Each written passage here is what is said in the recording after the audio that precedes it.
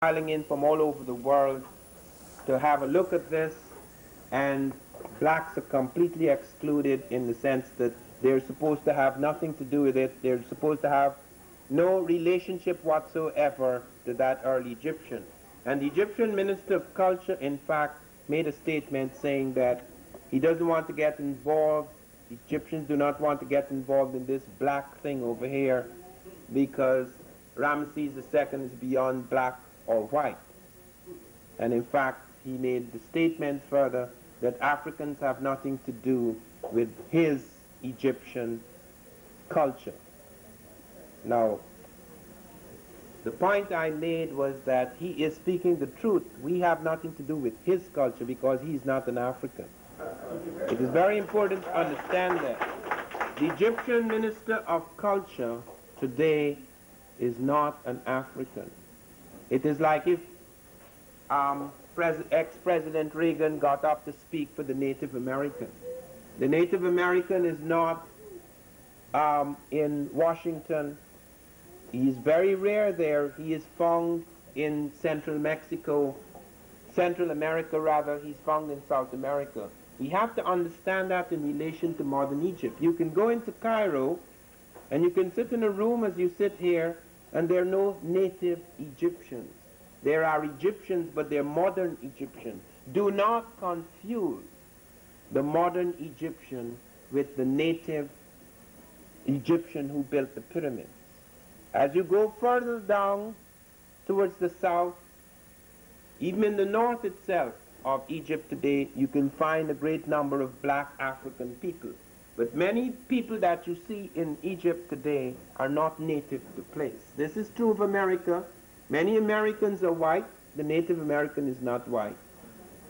Many Americans are late Asiatics like the Japanese, the Chinese, etc. The Native American may have had some element of Japanese and Chinese, but the Native American is not Japanese or Chinese. So we have to be extremely careful about that. In fact, not until 1830, as late as 1830, no one seriously in Europe doubted that the early Egyptian was a black African.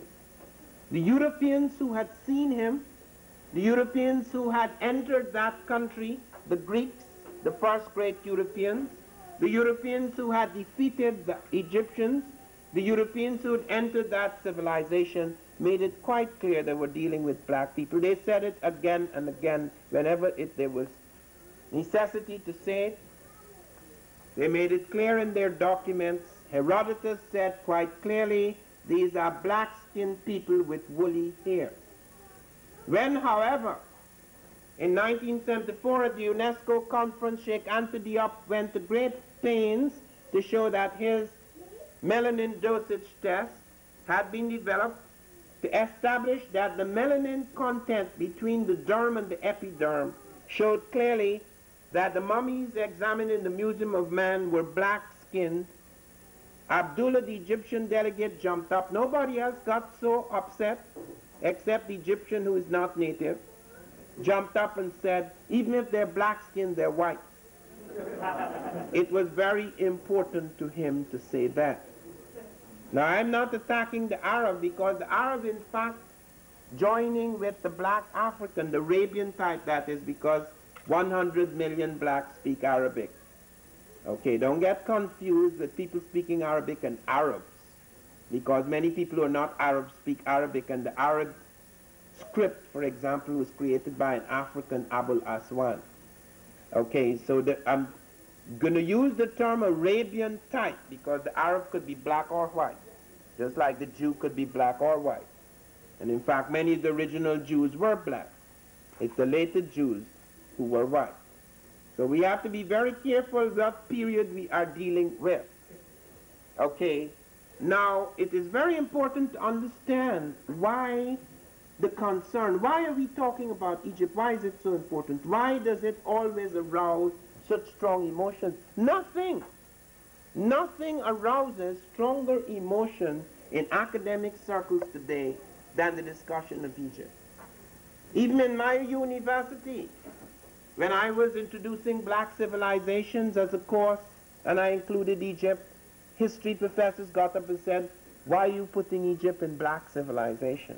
It's not supposed to be there. It's in Africa, yes, but it is not African. And that's valid. The fact that it is in Africa doesn't make it African, because there are parts of Africa today that are not controlled by Africans.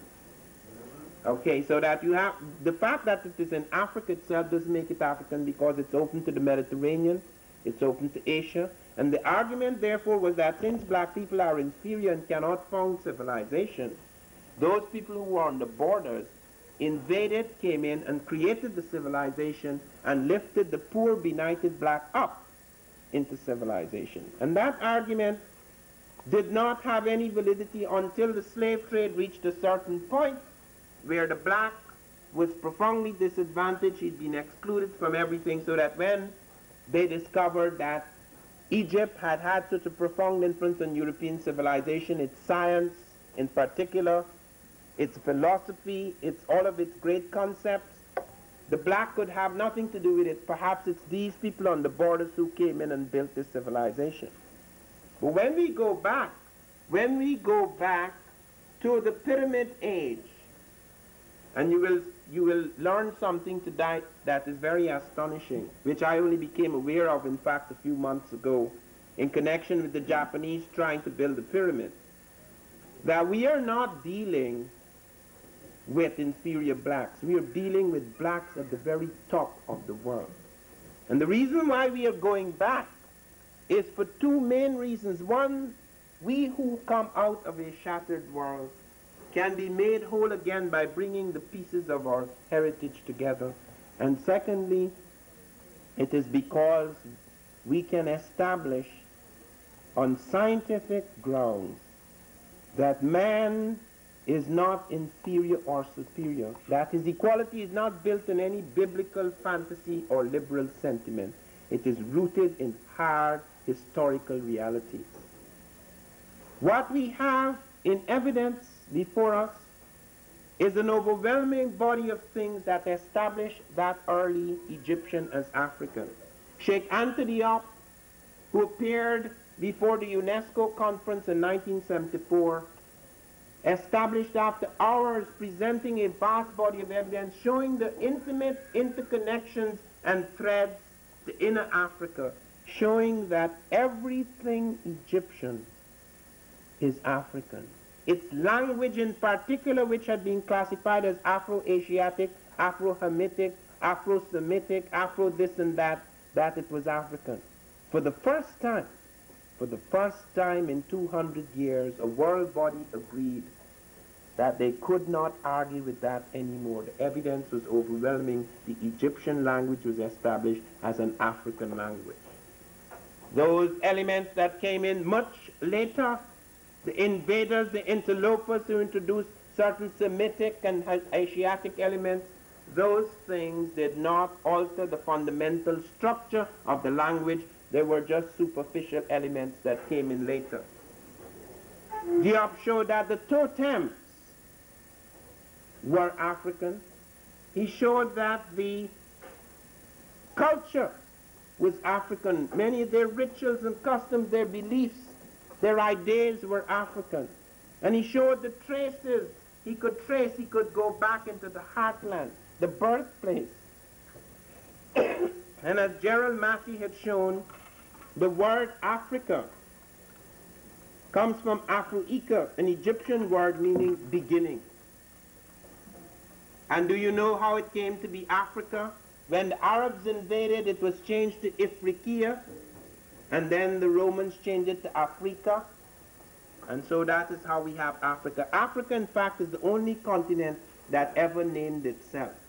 Europe did not name itself. Europe comes from an African princess called Europa. America did not name itself. America was named by that Genoese, not the Genoese, adventurer, the friend of Christopher Columbus, Amerigo Vespucci. That's not the name of America. That's not the name of Europe. And Africa was given all sorts of names like Ethiopia, Libya, etc. Africa is the true name of Africa. The word for south, for example, the people of the south, south of Egypt.